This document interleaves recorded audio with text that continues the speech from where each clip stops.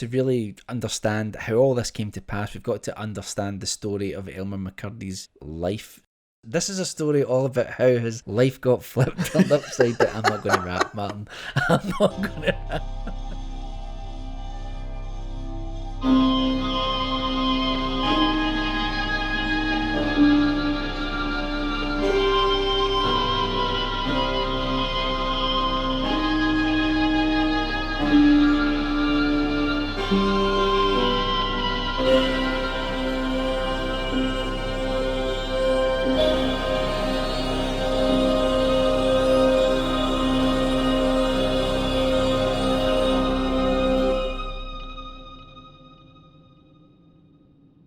Good evening and welcome to another episode of Talking Till Dawn. My name's Mike and I am joined by the legendary Mr. Martin Yates. How you doing, Mike? I am good, sir. I am good. How are you? I am bunged up with a rotter of a cold, unfortunately, but other than that, I'm fine. I'm doing pretty good. I'll try and edit out the worst of it, but I will take this opportunity to apologise in advance to our listeners if any spluttering or snottering makes it through to their ears at any point in the podcast. It was worth you getting a cold because you've now used the word rotter, which I haven't heard in a very, very long time. It's not nice at all. It's not a nice cold. It's disgusting, but, you know, like... life is disgusting. If you want to shy away from the gritty, snottery side of life, maybe this podcast is not the place to do it. Okay, so let's get going. We've got an interesting case that we're looking at tonight. It's rare that one of our cases on Talking Till Dawn begins with this line, Martin. During the filming of The $6 Million Man. But that's where we are. So the $6 Million Man, for those that aren't aware, don't worry, this isn't a podcast about the $6 Million Man, although that would be hilarious. It was a successful TV show during the 1970s starring Lee Majors, and it followed the exploits of Steve Austin, a former astronaut whose body is rebuilt after a crash and enhanced with bionic implants. But it's ironic then that during the filming of an episode that a corpse should be found, a human body which itself had been subject to manipulation. And like Steve Austin, it was stone cold. Oh, I see what you did there. I wasn't going to make a joke about the wrestler. I wasn't going to do it. No, you left it wide open, wide open. So yeah, this body had been subject to manipulation, though of a more macabre kind. On December 8th, 1976, the cast and crew of The $6 Million Man were filming scenes for an episode entitled Carnival of Spies. Unsurprisingly, with such a title, the episode took place at a real amusement park. Located in Long Beach, California, part of the shoreline had been converted into an amusement zone since 1902 under various names, though by the 1970s it was referred to either as The Pike or Queen's Park. I quite like the latter because I grew up in Kings Park in Glasgow, which is next to Queen's Park. But let's stick with the Pike because it sounds silly. During the filming of this episode, the crew of The $6 Million Man was preparing for a scene inside a funhouse there, a place filled with grotesque statues and mannequins designed to scare customers looking for a cheap thrill. Have you ever been in a funhouse, Martin? I mean, I've been in the little shitty ghost trains that you get at the fairgrounds here, but I think the proper fun houses you get in the US, like the proper old school boardwalk fun houses, are on a different level altogether. So no, I don't think I've been to something on the level of this. Yeah, I would love to visit one. So when a crew member... Sorry, Mike, sorry to interrupt, but you did just shit yourself when I said hello earlier on, so... maybe rethink the whole funhouse thing. Yeah, that's true. Martin came on to the call earlier on, and I wasn't ready. Scared the hell out of me. Okay, so when a crew member tried to move a wax mannequin which was hanging from a gallows with a noose around its neck inside the funhouse, the arm of the mannequin was accidentally broken off. It was at this moment that the hanging mannequin revealed its dark secrets. Jutting out from the broken limb was a very real human bone, along with muscle tissue and ligaments. The waxy skin and contorted face of this supposed prop which had been hung from a gallows inside the funhouse for years, was now exposed as a very real dead body. I remember actually way back when I was a student, I saw an episode of a TV documentary about this. It's where I first heard of this case. Yeah. It was just like a little 15-minute segment, but if I remember rightly, they actually showed the broken, waxy stump with the bone sticking out. It's pretty horrible. Yeah. It put me right off my chips and cheese. Classic Scottish cuisine. So the corpse was taken to the Los Angeles coroner's office, where Dr. Joseph Choi conducted a peculiar process, half autopsy, half archaeology. During this investigation, the doctor discovered some key details about the cadaver. The first was that it had undergone some kind of mummification. This explained why the body had survived and not rotten away to reveal its skeleton. The second detail revealed by the autopsy was that the cadaver was male and had a gunshot wound to the chest. Though determination was difficult, the coroner concluded that this wound was the cause of death, which you would think it would be if someone's taken a gunshot to the chest. Well, yeah. Unless someone was like taking a gun through this ghost train ride, just firing off shots. But it's just so macabre though, isn't it? I mean, I think as well, if I remember rightly, it was also painted with phosphor paint, so it would have glowed in the dark. Yeah. Discovering a real body in a haunted fairground attraction, it's almost too perfectly macabre to believe, isn't it? I don't mean to downplay the seriousness of this. Obviously, this was a real person who had a real life, who at one time probably had people who loved him. But that revelation is just so perfectly dramatic and ironic. Yeah. It really feels like something from fiction. It feels like an urban legend. You would hear rumours about bodies like being real in ghost trains and things like that. Yeah. And I do wonder if it kind of comes from this. Yeah, possibly. Although it's probably quite a natural conclusion for imaginative kids. That's part of the whole thing though. It's that blending of reality and the false fiction that they've tried to create. It's really disturbing in some way, you know? Yeah, definitely. Other curious details were also uncovered during the autopsy. The body was around 160 centimetres in height, and due to the mummification process, which had dried out the body before it could rot, the lack of moisture within the corpse left it weighing just 50 pounds. The body still had some hair on the sides and back of its head, and at some point the ears, big toes and fingers had all been removed. Oh. Yeah. Did you just get knocked off while it was getting moved around? Do you know what? I don't actually know why that happened. Whether someone's taken a memento, or like you say, they've just fallen off at some point. Another strange thing was that the skin had been sealed with layers of wax. And as you said, Martin, the skin had been painted with phosphorus paint, so it would have glowed in the dark, which is terrifying. Unbelievable. But this appearance of the wax and the phosphorus paint probably was the biggest factor to people believing that it was a simple funhouse prop. Yeah. And in fact, in some cases, people thought that it didn't look lifelike enough, bizarrely, which we'll get to. It almost looks so cheesy that they just couldn't believe it was a real body. Yeah. When toxicology tests were performed, the Los Angeles coroner's office detected high levels of arsenic. This could have led to the conclusion that the man had been poisoned. However, the arsenic was in fact the result of an embalming process. Okay. Curiously, there were also incision marks which indicated that at some point in the past, someone had cut the body open. These cuts were surgical in nature and almost looked like a previous autopsy. Right. All of this was perplexing. So just what had happened to this man? The presence of arsenic in the body was the first true indicator of the corpse's age. Arsenic had been used for a long time as an embalming fluid to preserve the human body before burial or cremation. Right, because it kills everything it comes into contact with, so it would kill all the bugs that would normally decompose a human body, presumably. Exactly. And the use of arsenic in this way had ceased by the 1970s. In fact, embalmers and funeral homes hadn't used arsenic since the 1920s. This meant the man had probably died either at that time or before. This upper limit on the man's passing soon became a window of death, as during the autopsy, more evidence for what had killed him was uncovered.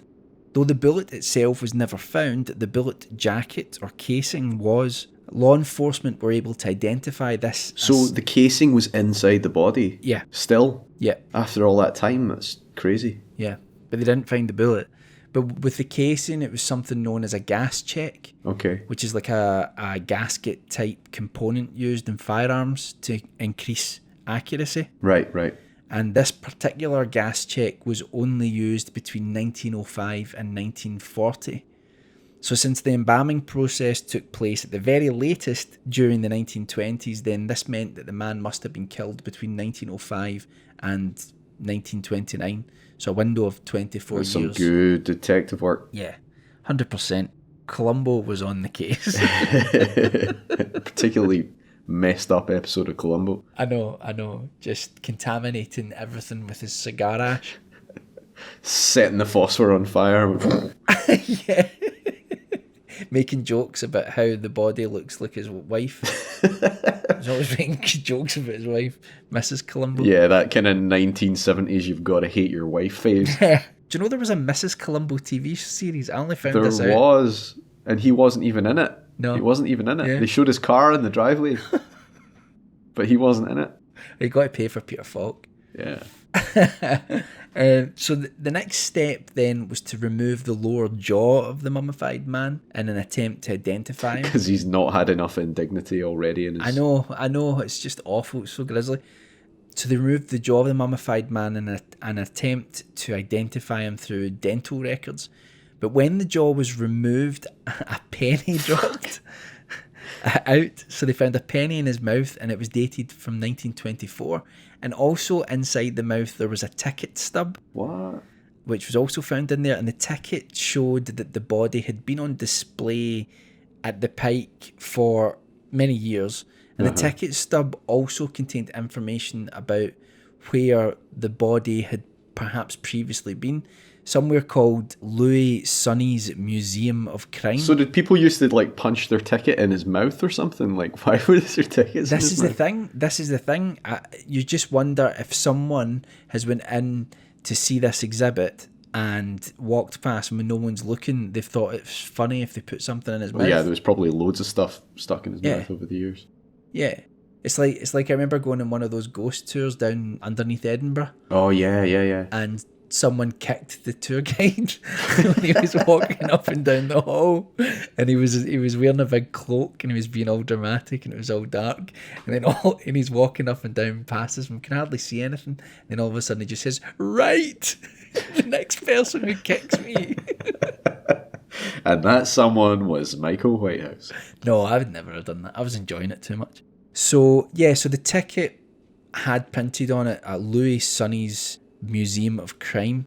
So Louis Sonny had actually passed away, but when his son Dan was contacted about the body, for the first time a name was finally given to the mystery mummy found in the funhouse, and that name was Elmer McCurdy.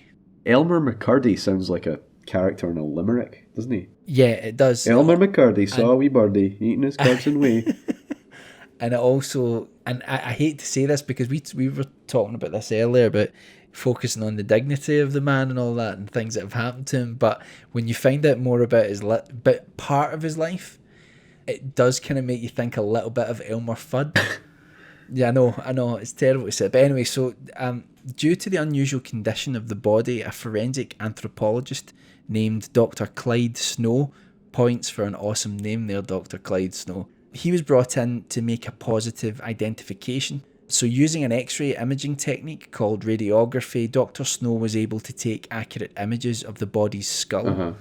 Researchers then discovered that Elmer McCurdy had a criminal record and were able to find an existing photograph of McCurdy, which was taken just after his death. So when the photo was taken after his death? After his death, yeah. So when the radiography images were superimposed over the photograph, there was no doubt that the body was that of Elmer McCurdy. Same guy. It was a match. But how had McCurdy's body ended up being hung from a gallows at a funhouse and mistaken for a grotesque prop? The fact this man had his body put on display at a carnival, like, a light-hearted, fun attraction intentionally. Children It wasn't. viewing. Yeah. It wasn't some serial killer trying to fly under the radar. I'm going to hide the body in here. Yeah. It was supposed to be there. It was considered like a legitimate attraction at one point. Yeah. In a way, that's almost more disturbing. Yeah. I know a lot of the time people fall into the trap of thinking society's going to shit, standards of morality are dropping or whatever. But I think this is one of those things that throws into stark relief what a load of crap that is. Here you've got people charging money to see the gruesome embalmed corpse of a guy. It's like commodification of death, isn't it? It's like Yeah. poking a dead man with a stick territory. Today, obviously, some people look at gore sites or live leak or whatever. But, those are at least kind of somewhat underground. Mainstream society isn't like generally cool with that. They're not family entertainment. Yeah, people would frown on this. Yeah. People would frown on this now, I would hope. But yeah, it is. It's a strange thing how these sort of conventions about just like what's normal. Definitely. Or not necessarily normal, but what's acceptable, you know, how these things change. To really understand how all this came to pass, we've got to understand the story of Elmer McCurdy's life. So without sounding like the Prince of Bel-Air, this is a story all about how his life got flipped, turned upside down. I'm not going to rap, Martin. I'm not going to rap. God, he wasn't. Was he hanging upside down? I don't know, but maybe it would work. So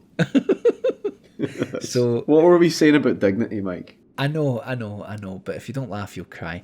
Elmer McCurdy was born on January 1st, 1880 in Washington, Maine. His mother, Sadie McCurdy, was unmarried at the time, at just 17 years of age. This brought with it social stigma, so Sadie gave her baby boy to her brother, George, and his wife, Helen.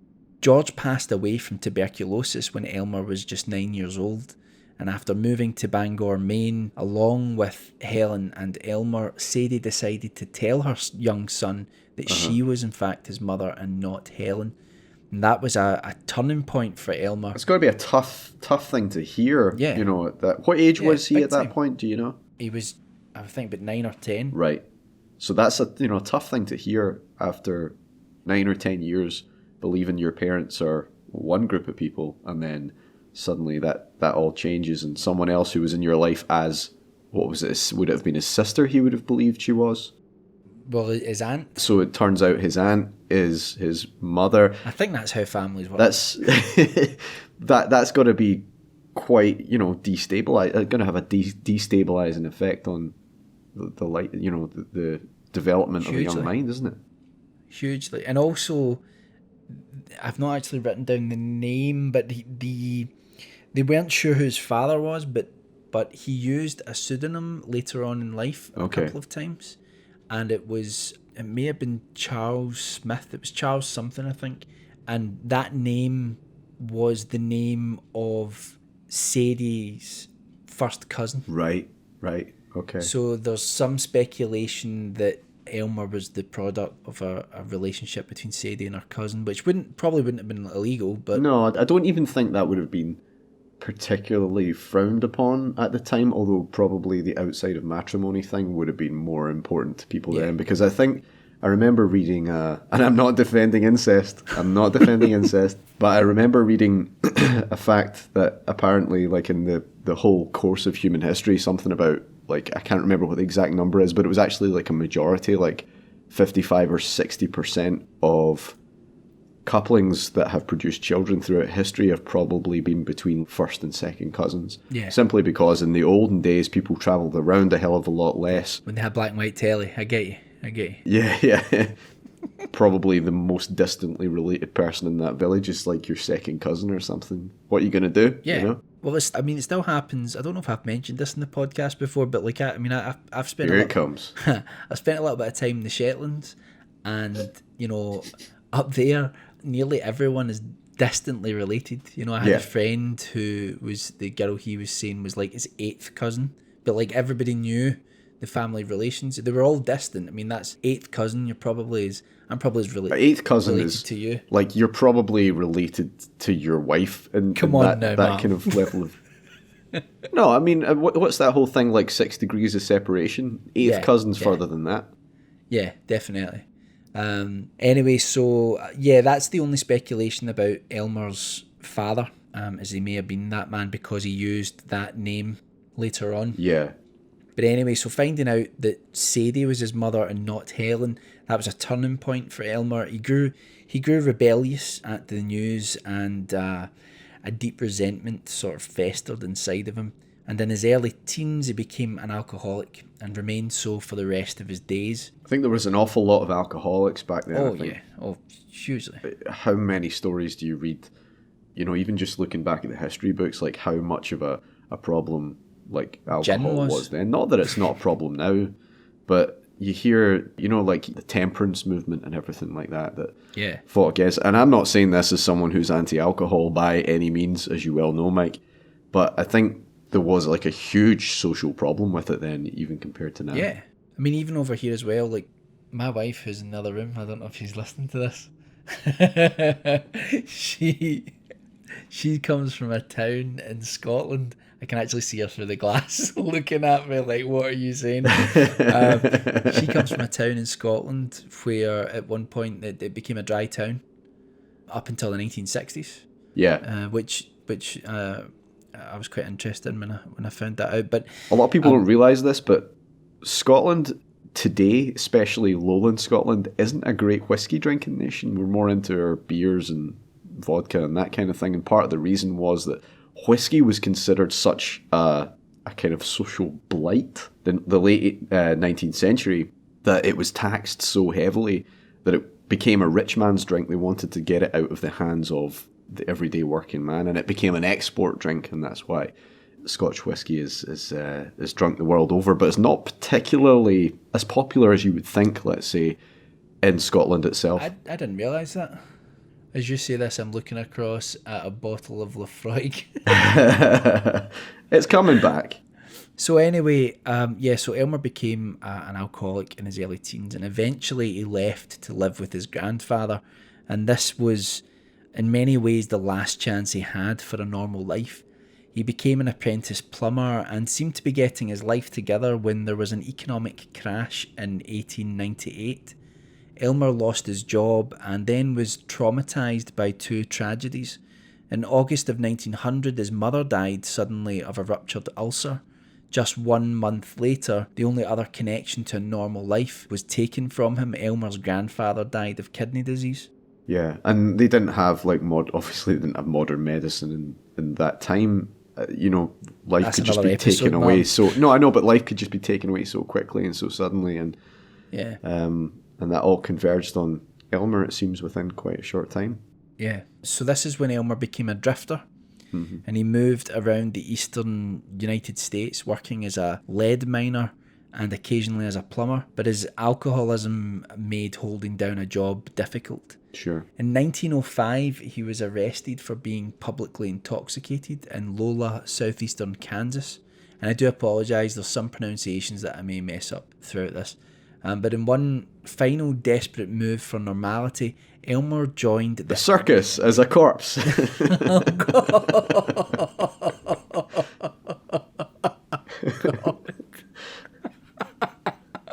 I'm not dead. Cut. Put my arm back on. Sorry, all this talk of dignity's just went out the window several times. Anyway, so if you don't laugh, you'll cry. A great man once said. 2 minutes ago. So Elmer joined the army in 1907, where he was trained both as a machine gun operator and in demolitions using nitroglycerine. We don't really know what happened to his career in the army. He was assigned to Fort Leavenworth, but was honourably discharged on November 7th, 1910.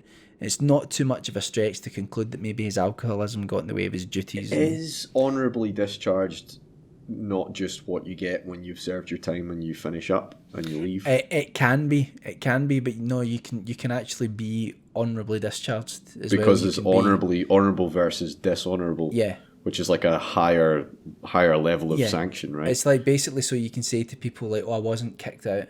No, okay. There was maybe some other reason that maybe poor health or whatever, but like it wasn't sure anything that I did. Yeah, okay.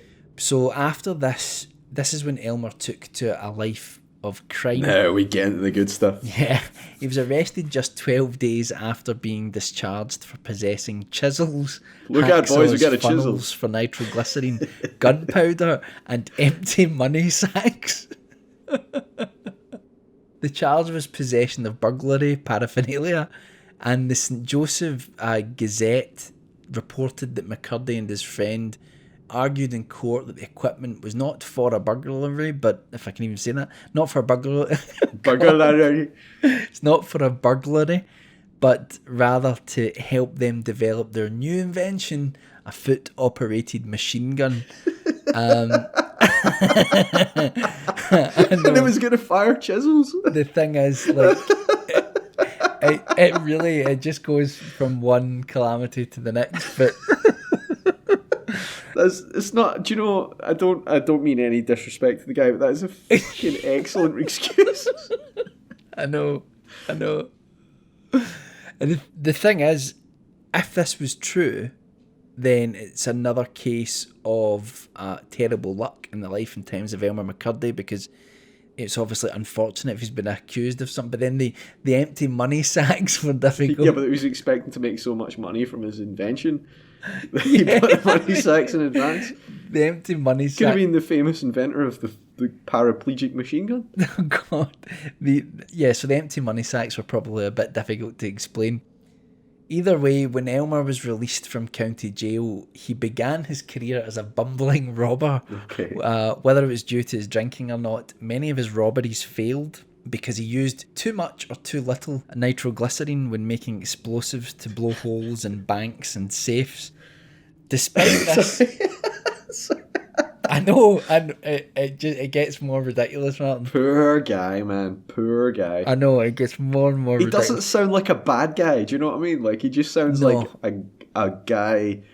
Don't get me wrong, I don't want to glorify what he's doing, but in the annals of career criminals, this guy seems like a comparatively normal fella, right? I mean, yeah, a semi-reliable worker when he had work, a military veteran, maybe a bit of a rogue, bit of a drinker, bit of an idiot, bit of an inventor of foot-powered machine guns.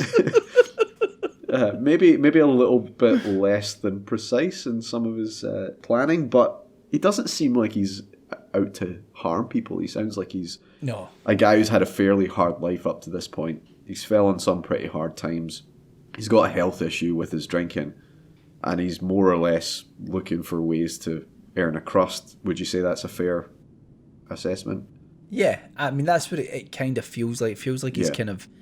I'm not saying everyone gets pushed into that corner, but it does feel like that's kind of what sort of happened to him, and he's decided to go with this. Yeah. But, you know, like I say... I mean, he didn't make the best decisions on how to do that. Yeah. Either in terms of the overarching decision of whether or not to go into crime, and in the smaller decision of whether to use a thimbleful or a bucket of nitroglycerin to blow open a door. Yeah. And obviously I'm sure the victims of his robberies would have a few things to say about him, but it doesn't seem like someone you'd necessarily wish death upon. Yeah. But despite these failures, he continued on, and perhaps because robbing now became the only anchor in his life other than alcohol, or perhaps because he needed a way to fuel that addiction. Yeah. But in March of 1911, he headed to Lenape, Oklahoma, where he and 3 other men decided to rob the Iron Mountain, Missouri Pacific train, all because Elmer had heard a rumour that one of the carriages contained a safe with $4,000 inside. Hell of a lot of money in those days. Oh God, aye. So Elmer and his associates managed to hijack the train. They got that bit right. And they even found the rumoured safe. It was there. Did they have a foot-operated machine gun? Yeah. However, when Elmer blew it open, he used too much nitroglycerine. Classic. Burning most of the money inside. Oh, poor guy, man. You just can't catch a break. I know. So Elmer used too much nitroglycerine, and he burnt most of the money inside. The men did at least walk away with $450 in silver coins, at least kind of. Elmer's explosives had melted most of the silver to the frame of the safe. Elmer.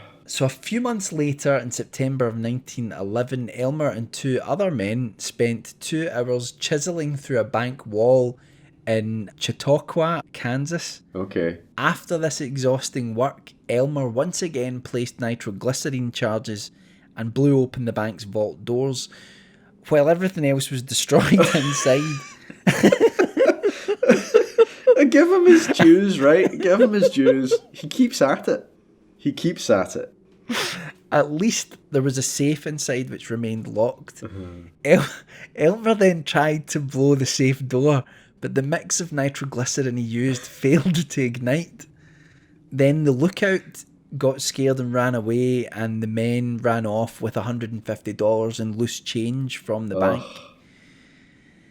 I know. After another failure, Elmer headed to a friend's ranch near Bartlesville, Oklahoma. He hid in a hay shed and drank himself into oblivion for weeks. On October 4th, Elmer then decided to try his hand at robbery yet again. He had heard another rumour, this time about a Katy train which was supposedly carrying $400,000 in cash. I'm feeling good about this one. That's a lot of money. He can't blow it all up, right? Yeah, the rumour was the money was being taken to an American Indian reservation. Right. As some reparations or something, right? Yeah. Okay. So they thought $400,000 in cash was going to be on the train. Unfortunately, Elmer and his two accomplices stopped the wrong train.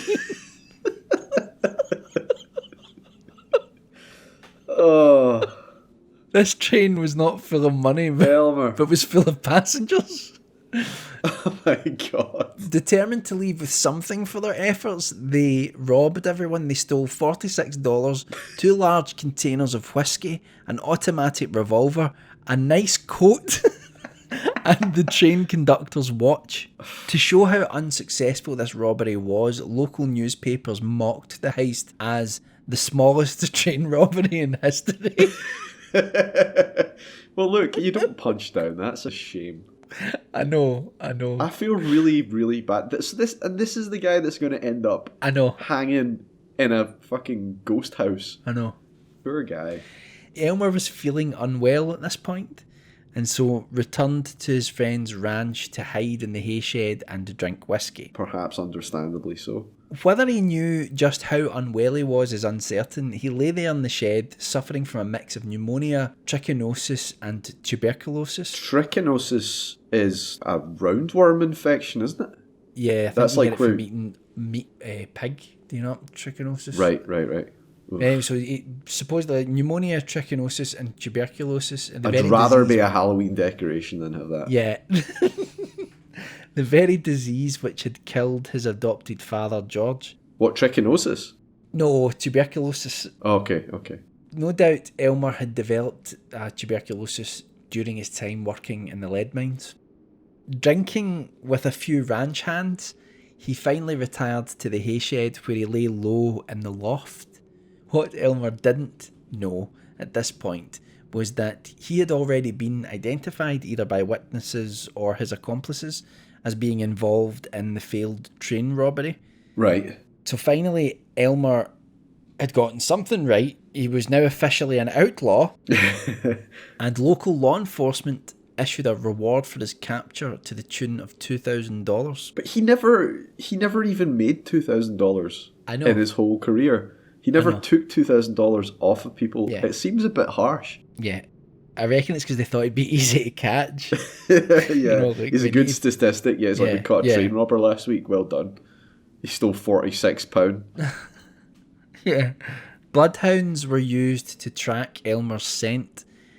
But I do wonder about if he was betrayed by someone on the ranch. I wonder if one of his guys were pissed off because he was maybe running his mouth saying, yeah, I'm this great safe cracker. I can blow open safes. I know all about explosives, but he turned out to be completely, kind of incompetent. Yeah. There maybe. Yeah, you'll never catch me. Yeah. What I mean is maybe his accomplices, he signed them up, claiming to be this shit hot safe cracker guy. Yeah. And he actually sucked and nearly got them all caught. So maybe, I don't know, maybe an act of revenge for that. I don't know. Potentially, but So they used bloodhounds to track him down, and 3 sheriffs surrounded the hayshed on the morning of October 7th, 1911. Elmer was ill and drunk. The 3 sheriffs later claimed that Elmer shot first while they were standing outside waiting to arrest him peacefully. The sheriff stated that the resulting gunfight lasted for an hour. Suddenly, Elmer wasn't shooting back anymore from inside the shed. The sheriffs cautiously entered and found one of the large whiskey containers almost empty next to Elmer on the floor. Elmer was dead. Elmer. Though the sheriffs had no idea whose bullet had finally caught him. Not wanting to place distrust on the sheriff's account, but for me, there is the sneaky suspicion that there was more to Elmer's death than meets the eye. First, the bloodhound scent seems a little dubious to me. The robbery took place near Okesa, and Elmer's friend's ranch was near Bartlesville. So we don't know how near to each of those locations, but modern day roads are about 11 miles long between Bartlesville and Okesa. Oh yeah, so the bloodhounds are supposed to have taken these guys for 11 miles or more. Yeah. It's a bit iffy, isn't it? And we don't know, did he have transport? Did he have a horse? We don't know, but if he did, the hounds tracking him seems unlikely. So you think he was sold out? You think someone knew where he was and sent them straight there, and then they just made up the story about the bloodhounds to hide their source? Well, yeah, potentially, but here's another thing. The road also goes up and down quite a lot in elevation, over like 400 feet. And if he was on foot, that's a lot to cover for a man who was like seriously ill. And there was an autopsy performed at the time of his death, which stated that he had been shot while lying down. Oh. It's possible that a bullet hit him in the chest while he was prone on the ground shooting at the sheriffs. I can't help but shake the idea that the sheriffs were told where he was, walked in on him, and just put one in his chest. Execution. Or someone else did to get the reward. Yeah.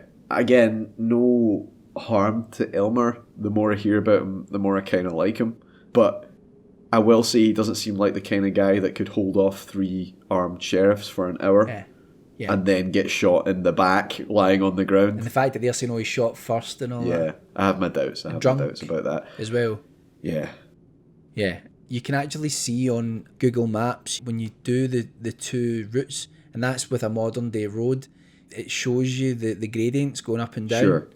And like I say, that like a number of times it's going up and down by over 400 feet. Yeah, he's not just like stumbled downhill and found a shed somewhere. He would have to have gone there deliberately and probably for several hours be walking. Definitely smells shite. Yeah, definitely. I mean, it's like that's like a summary execution without a trial. That's what that sounds like to me. And again, I don't want to downplay the fact that this guy was obviously committing a lot of crime, but he wasn't, as far as I can tell, a murderer. He wasn't even a very good thief. No, he didn't kill anyone as far as I'm aware. Again, he doesn't seem like someone that you would want to make such an example of. Like, it seems really harsh. Yeah, and he'd been given, he'd had a really hard start in life. Yeah, it just seems such a shame, man. It is a tragic story. Yeah, definitely. And how did Elmer then end up being a prop in a funhouse hanging from a gallows? Someone up there really didn't like him. Yeah. The primary reason is that his body was initially unclaimed by family. He was embalmed using the arsenic method we mentioned earlier to preserve him should anyone claim his remains. Elmer was then stored in a funeral home by Undertaker Joseph L. Johnson. Johnson was adamant that he should be paid for the embalming process and the preparations he did to the body to prepare it for burial. So he refused to allow the body to be released to the authorities, which apparently was his right. And also, as we know, the family had fallen on hard times, so they probably didn't have a lot of money on hand to pay him for that. Yeah, and so the Undertaker then realised he could make his money back by using Elmer's body. So he dressed Elmer's corpse in street clothes, placed a rifle in his hands, and stood the body upright outside of his funeral parlour.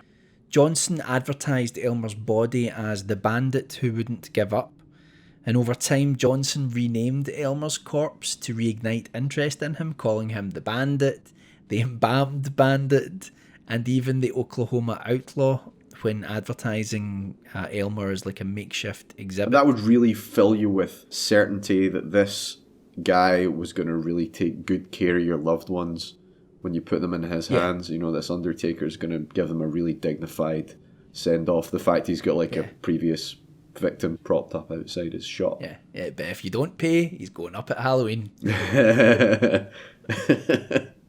A candle in his mouth. Yeah, God. And in a strange foreshadowing of Elmer McCurdy's name being forgotten later, Johnson also named him the Mystery Man of Many Aliases. In October of 1916, two men named Aver and Wayne, Elmer's alleged long-lost brothers from California, appeared with the relevant papers to gain custody of Elmer's corpse and bring an end to Johnson's macabre exhibit. Aver and Wayne vowed to finally give their poor brother some peace and have him buried. I think you can tell where this I'm glad he's finally gone back to his loving family. I think you can tell where this one's going, Martin. Unfortunately, Aver and Wayne were really James and Charles Patterson, who ran the Great Patterson Carnival Show, a successful travelling carnival at the time. And so between 1916 and 1922, the Pattersons exhibited Elmer's body up and down the country as the outlaw who would never be captured alive. So they lied to the Undertaker to get his body, and he was like, yeah, fine, give me some money, just take him. And that was that.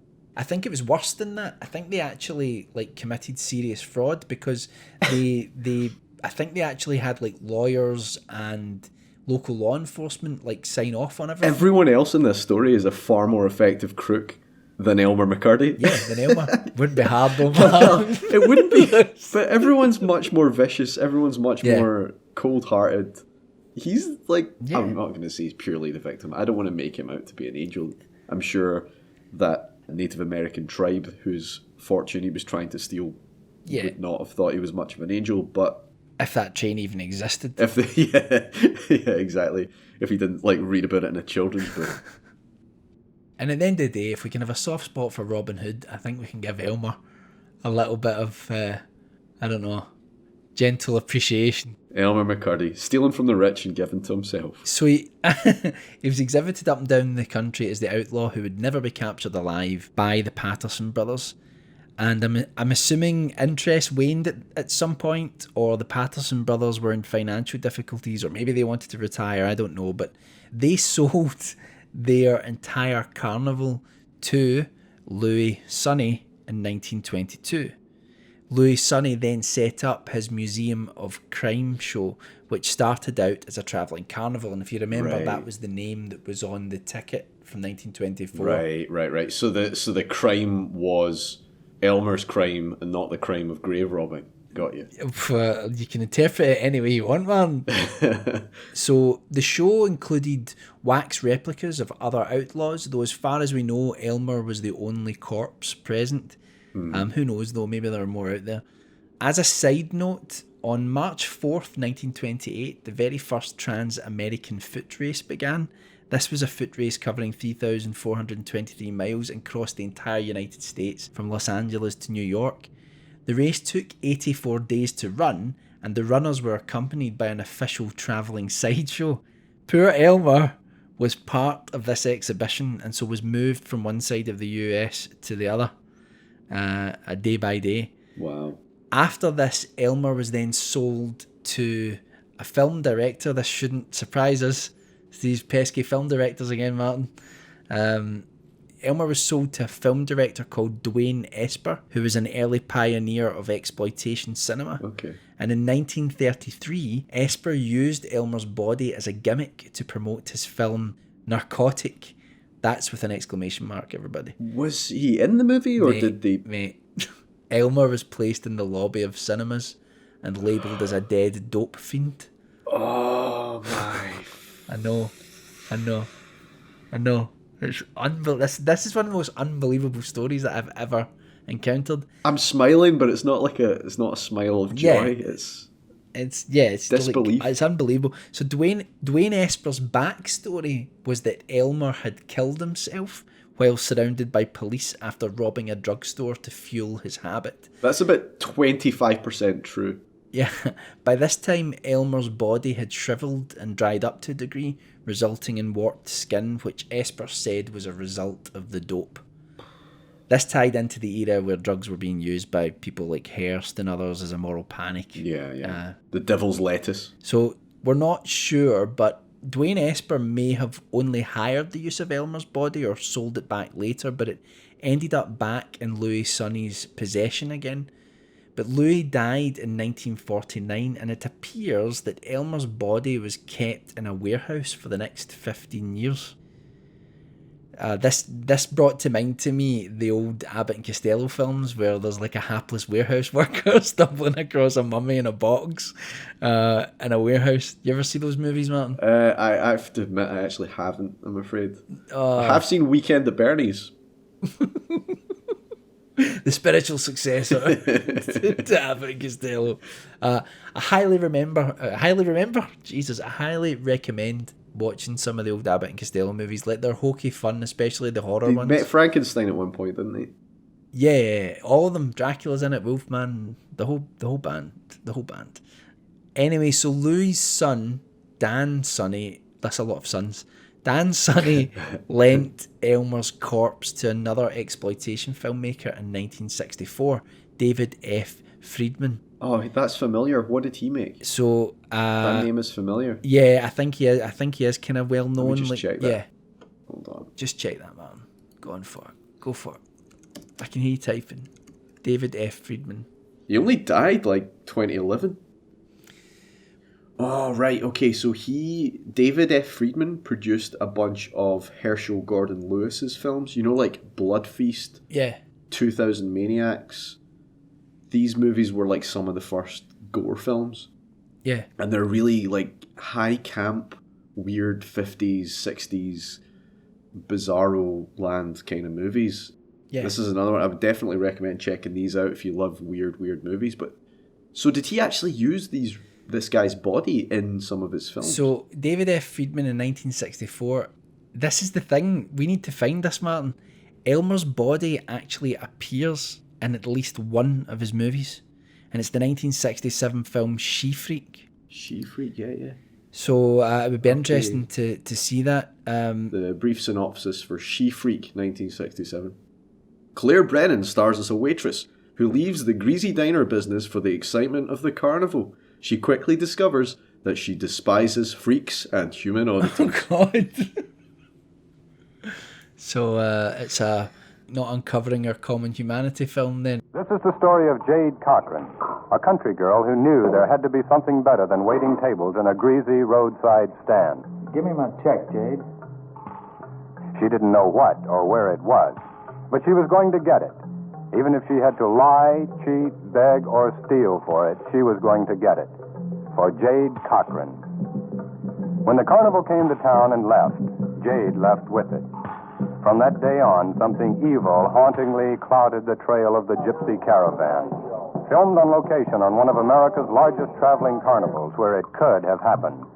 It began with an argument between Blackie and Pretty Boy.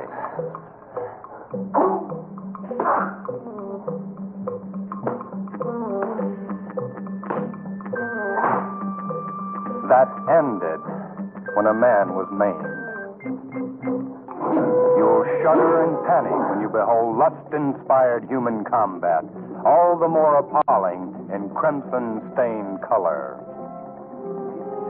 You'll recoil in horror as something barbaric occurs behind the tents and tinsel of a monster midway on the Alley of Nightmare.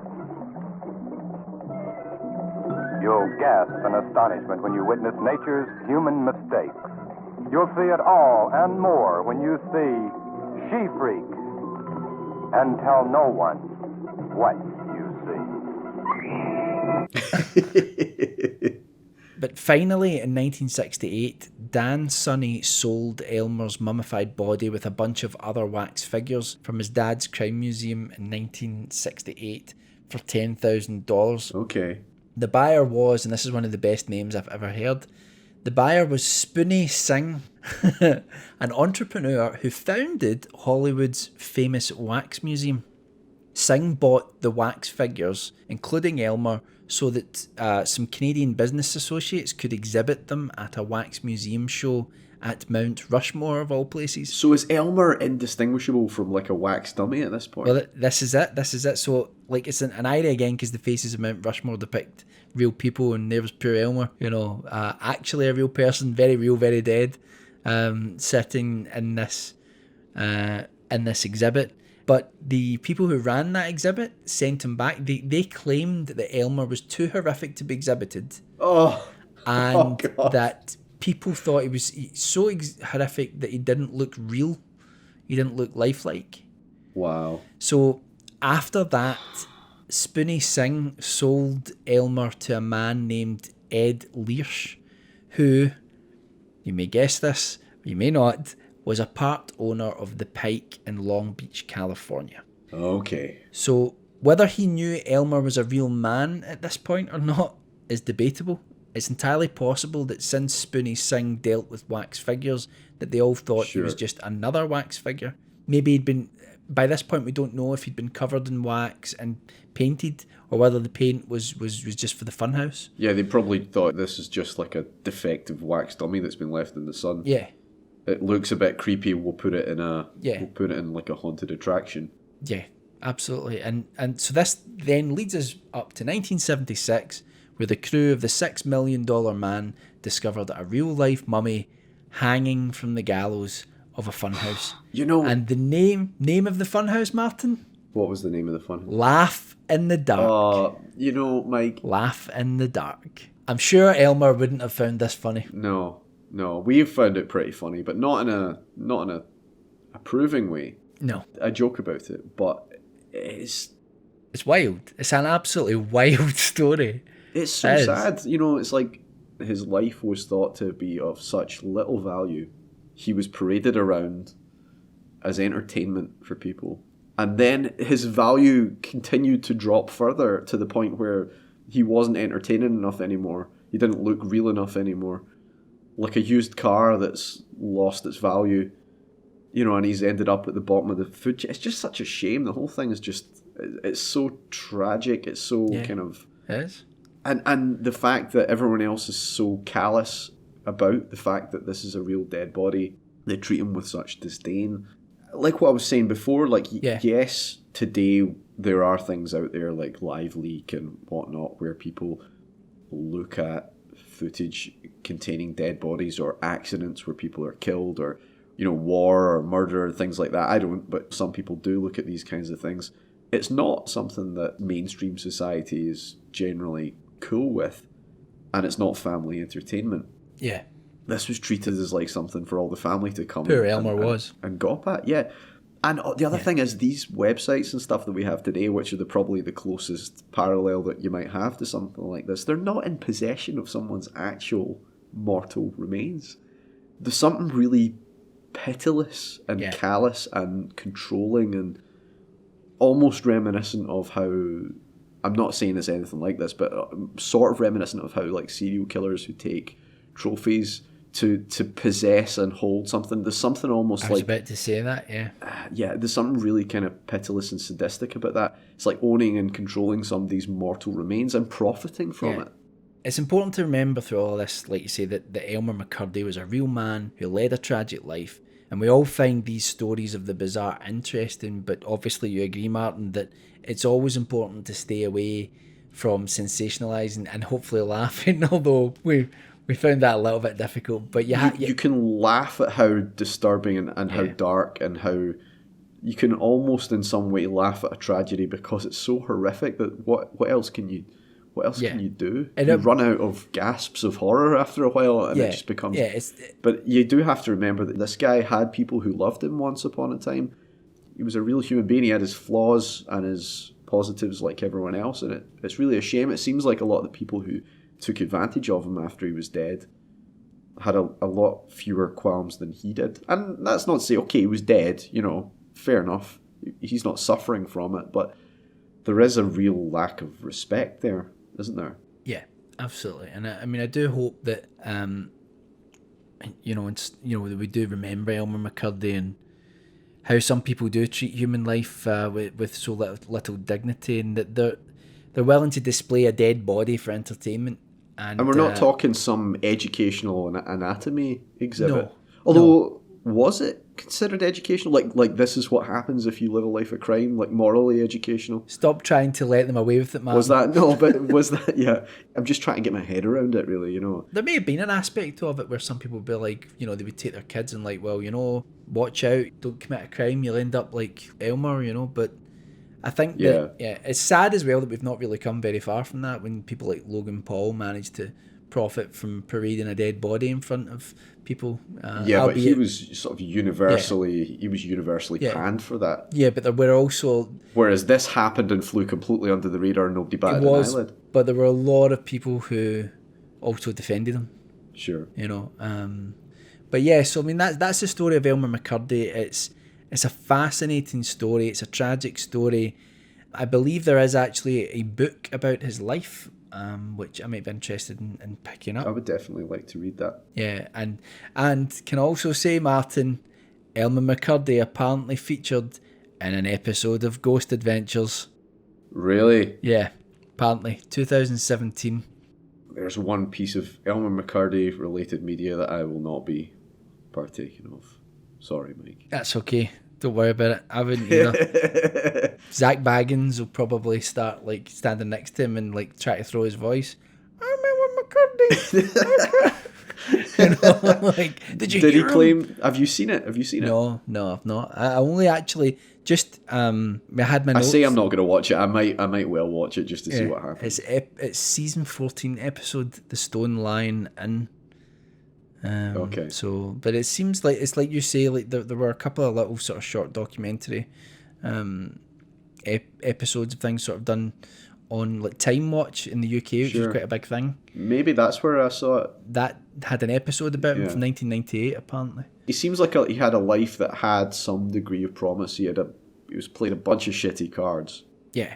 And absolutely. He was maybe a little bit of a tearaway, and that just led him down the wrong path. And it was just one thing after another until he was killed, and it didn't end there. It just continued on. Tell you what, I'm just looking here. There was a short animated film about Elmer from 1997, but it's got a fantastic title. What's it called? After Death, Before Hell. Oh, God.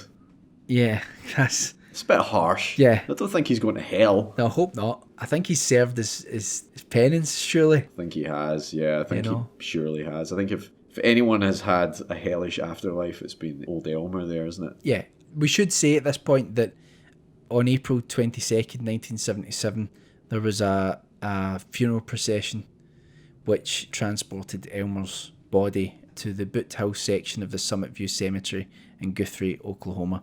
And 300 people turned up. That's good.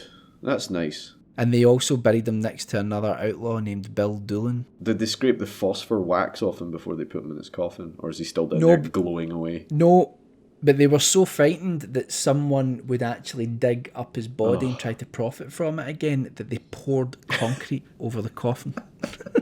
Unless Elmer's got some nitroglycerin on him. So anyway, that's the story of Elmer McCurdy. And I think the sun's about to come up, Martin. The sun is coming up. It's been great, Mike.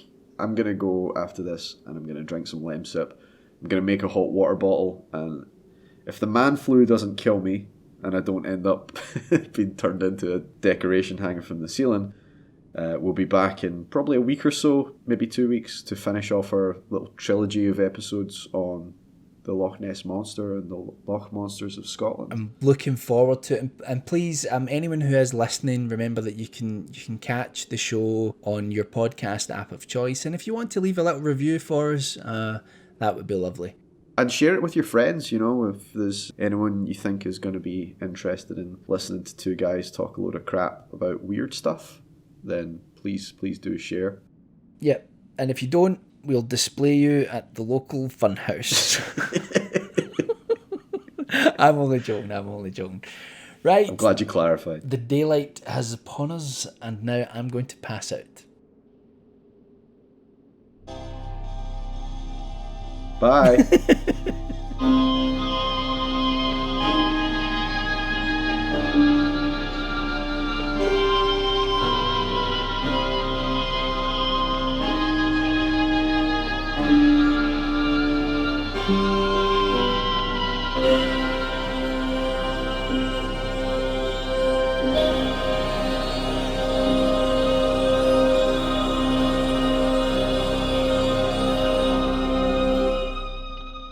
a foot-operated machine gun